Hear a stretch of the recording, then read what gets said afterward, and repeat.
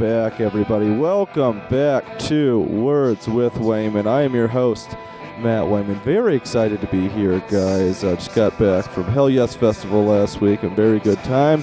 And now we're back recording another podcast. Here with me today, very special guest, founding member of the agency, does it all, directs video, goes to school, does stand-up, works out a lot. He's jacked up. Please give it up for Mr. Corey Rhoads, everybody. Jacked up and jacked off. Jacked up. Oh, you got to ease it into it with the sex thing right away. Goodness gracious. Give them your plugs real quick. Let them know where they can find you on the internet.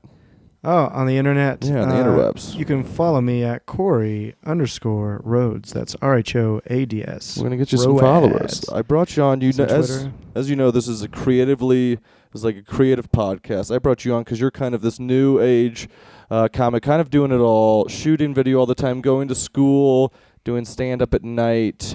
I want to start at the beginning. We'll get a little bit back to that. How did all of this start for you?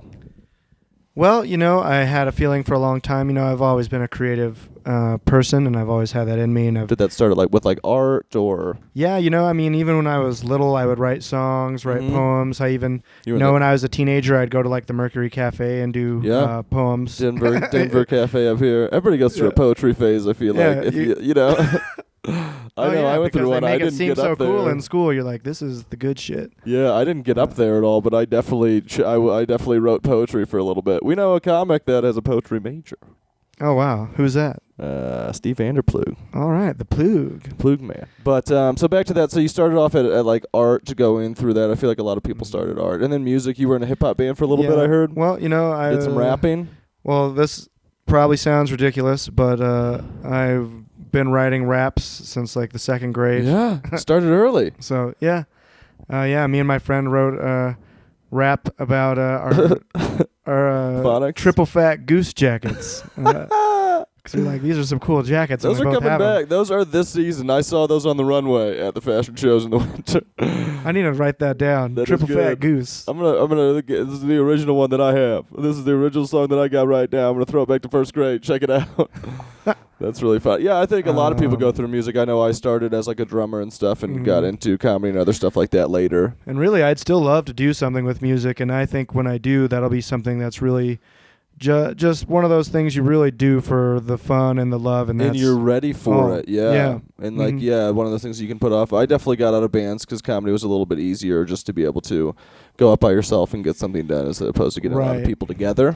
Well, that's been the issue for me is I've been trying to figure out how to create that kind of solo, drum machine or whatever. Yeah. So it's this self. Because when you bring it up, everybody just starts laughing and then they walk away. That's ridiculous. They're like, hey.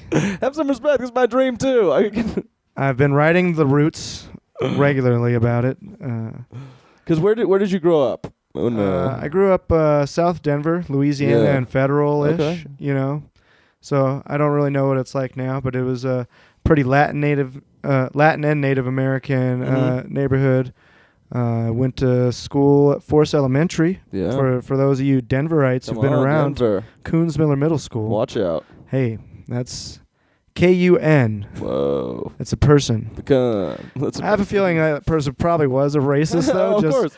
If you started a educational institution in the 60s or 70s or whenever it started, yeah, probably a racist. Yeah. I'm gonna make sure that this gets my name on it in there through federal funding.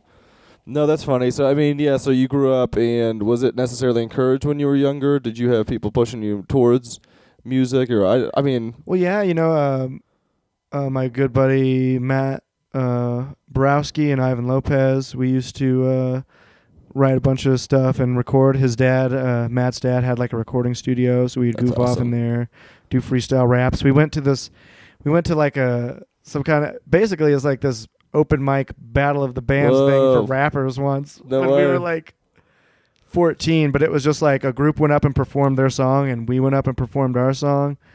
And you guys fist fought. We were 14, and and these people were in their late 20s probably. Yeah, trying to grind it. Yeah, just trying to grind it out. And we had our, I don't remember, whatever media we had our beat on that we wrote to, they could put on the thing. So they're you had just put on the beat and we'll just do some freestyle. So we're a couple of 14-year-old kids freestyling in this bar on like How'd that Federal go? somewhere. Was it received well? You know what? It was received pretty well. I think but you when have they, to encourage it. yeah, I think they were probably like, look at this. This is When adorable. they stopped beating the crap out of us, You know. they were pretty nice about it. Well, I think Matt gave me some credibility, you know. That you knew how to freestyle and stuff?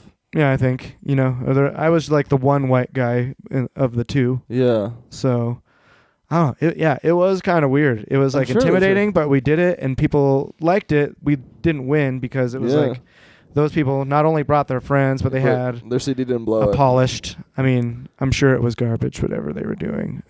And as was our stuff. I thought you were going to say like they had all been doing it for years, and you guys came in, absolutely murdered it, and got a contract that night. Yeah, and then we became... we had signed, so... And we became the 5 Heartbeats. No. Later known as the 3 Heartbeats, and since then, singular Then Heartbeat and Son. So... no, but yeah, that's a... So I did that, and then my neighbor Carlos, he was always really into like doing porch freestyles, and then he bought a little bit of equipment, bought like a chord keyboard, and was like messing with beats and stuff. Absolutely. So I was around it for a long time until I was about 14 or 15, moved to Arvada. And then you threw it down, and you're like, it's over. I'm done with that lifestyle. The rap game's too hard. Rap game's tough. It is definitely absolutely tough, man. Well, yeah, I mean, and it's such a weird beast, because I feel like with comedy, you have... not necessarily a clear path, but you definitely have some identifiable launching points. Like, go to the mic, show up, you know. Do well a lot. Right. You know, do all that stuff. Whereas with music, sure, yeah, you know, you have to write and stuff, but it's like, okay, where do I perform it? What's the thing that's going on? Am I getting paid for the show? And, you know, and I don't know about a lot of art forms as far as, like, how competitive it is with people, but it seems with rap, it's very, very... Oh, it seems incredibly...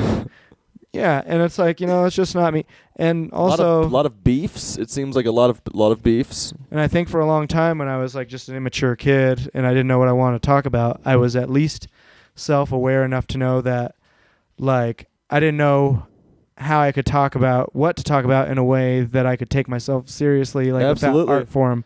So it had to be something I had to grow up a little bit and make it a little more fun. I feel like it's the same with comedy a lot of times too. You look back at stuff that you're talking about in the beginning, and you're just like, "Oh man, that was ridiculous." Like, why would I ever even think about that? But it's like you had to put that time in and know how terrible it was. Mm-hmm. So then, what you go off to high school? You move out to Arvada. Yep, I moved to Arvada. I grew up with my grandmother, and she got cancer and got sick, and I moved in with my cousins. Mm-hmm. And then so I lived with them from 15 on. She passed away, I think, a little bit before my 16th birthday. Yeah, you know, and so it was definitely different. It was a quick shift, and they were definitely all about, like, don't hang out with anybody from the old neighborhood, don't talk to Oh, really? Well, yeah, I mean, I have a lot of family members who were, like, drug addicts or convicts or whatever, so they were like, don't talk to anybody. Like, that was their just whole... kind of like just cut it off. They kind of sheltered me, and I see where it comes from, but, you know, I don't know. Were they a little more religious, or...? Well, definitely, I would say conservative. The man, my cousin, my dad, I call him my dad, Joe, because they did take me in and they took care of me for that time.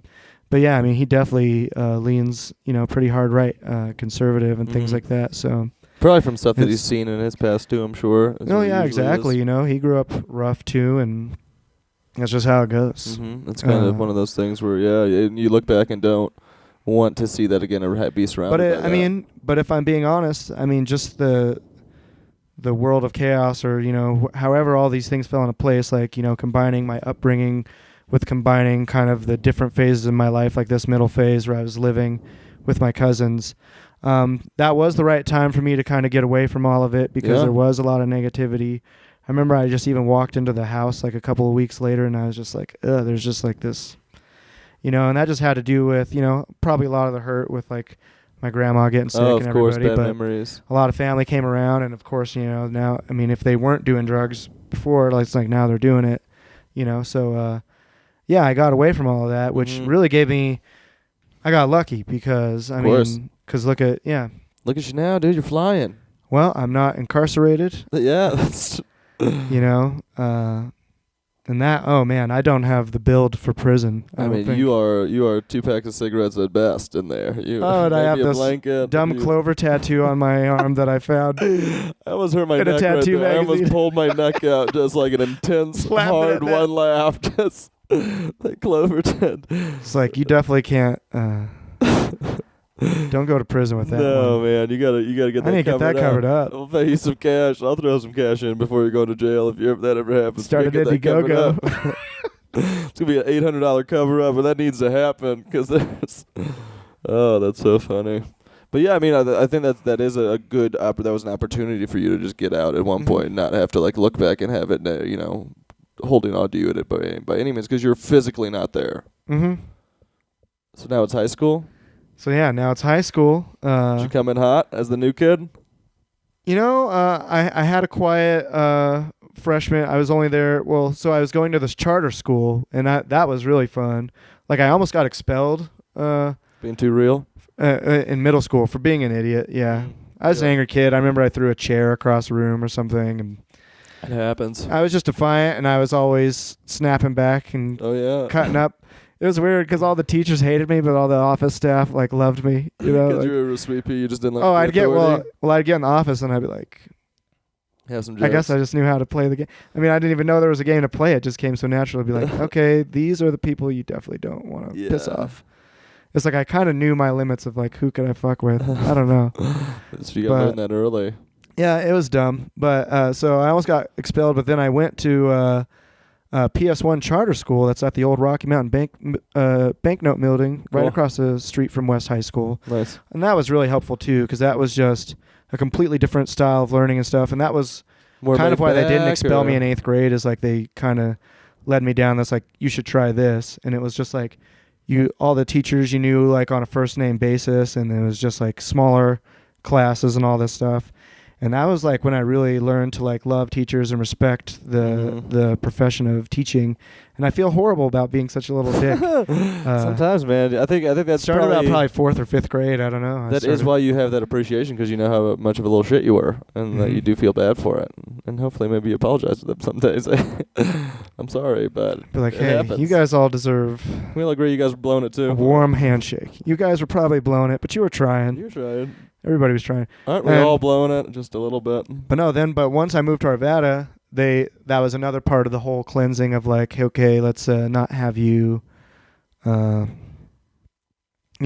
with these people from your past. And I don't think the school was bad for me. I think my dad hated it because it was hard for him to kind of access me and access my life. Yeah. When I was at that school, so we went to Arvada, less than a mile away, Arvada High on 66th and Wadsworth. Follow it on Twitter. They got a Twitter follow handle now. At Arvada High 66. 66. They got that. I'm surprised that handle wasn't taken. It's behind the A&W. All the root beer. It was cool, and so I was there for like the second semester, and it was fun. But I think it was around 10th grade I started getting involved in theater and things like that. So the more creative aspect. Yeah, that's when I started like performing in other ways, where I was like, oh yeah, I like acting. I like. Were you in plays? Yeah, I was in this play Moon Over Buffalo, which was a lot of fun. That was still one of my favorite memories performing at all. Nice. For sure. Just a goofy play, and I had a smaller role, and it was pretty cool because there was like 4 roles and like 20 dudes auditioned. No, not 20, like 10 dudes auditioned. Nice. I think it was 10-10. And you smashed them. Well, I barely squeaked in, and it was because the number 4 guy they wanted, or maybe he was higher and they shifted, whatever. But one of the top 4 they wanted couldn't do it or whatever. Got busted for cocaine, so performance it's like, enhancing drug in the road dog, he's in there. He's in there. Can you give us a line? One small I'd be like, choice. I don't know what the hell Damask is. And I said it like all wrong. I was like, Damask. Yeah, Damask. I was like, I don't know what Damask is. So that was a hot line. And it was like it was kind of like I had the short role, the comic relief dude who's not very prominent in the play. But you got some laughs? But I get in there, I get those laughs, and I get out. And then sniper style. Could you say you were hooked from that point? Oh, yeah. I was like, this is the good stuff. Once you get some laughs, you're like, uh-oh. It's a drug. Daddy likey, a little bit too much. Which I think is probably the perfect spot to leave off, guys. This has been part 1 of Words with Wayman with Corey Rhoads. Follow us on Twitter at at Words with Wayman. Follow the Road Dog on his tweeters. What is yours again? Corey, Corey _Rhoads, RHOADS. Follow him. As always, thank you guys for listening. We will be right back with part 2.